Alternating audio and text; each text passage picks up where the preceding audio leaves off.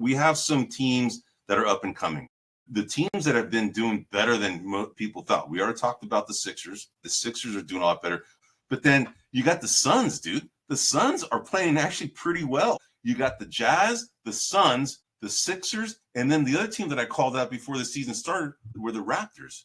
Yes. These teams are doing pretty well right now, better than we all anticipated. So let me ask you this. Out of these four, the Suns, the Jazz, the Raptors, the Sixers, which team or teams do you see has staying power, that this is not a mirage, that these guys are actually going to be better than you think? We're not talking about championship level guys. We're just talking guys that are doing better than everybody projected, and that you see them continuing this trajectory.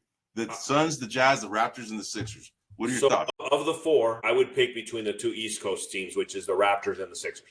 I think both of those teams have the staying power for two reasons. Number one, it's an easier conference.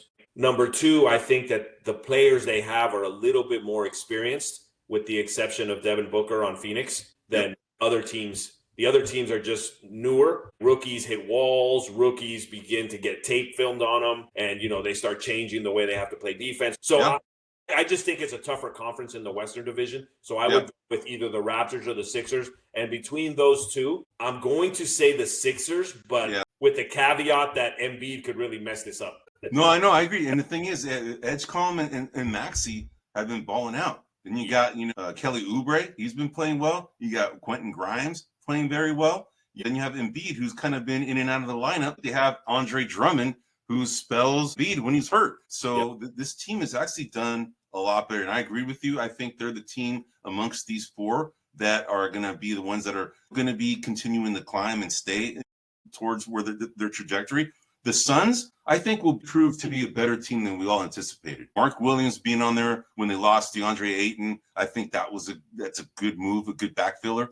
Grayson Allen out recently. Devin Booker, hasn't really had to have that scoring load on him that he's had in the past. Then you got Jalen Green. We shall see. He just started playing, but this team is a lot better than people think. You got Ryan Dunn, who's the draft pick from last year. Very good 3-and-D type guy, although he's more of a D guy than a 3 guy, but he's actually pretty good. This guy, really physical. Yeah, he is. So I would say that the Suns are going to be continuing the trajectory where they're not going to fall back down to where everybody thinks. They're going to be right in line, maybe a little higher. The Jazz are another team that they're surprising me, man.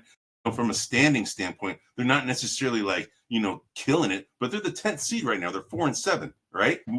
Before the season began, we had them near the bottom. They're the 10th seed right now. It's still early, but they're actually playing very well. You have Keontae George, and they're doing all this without Walker Kessler.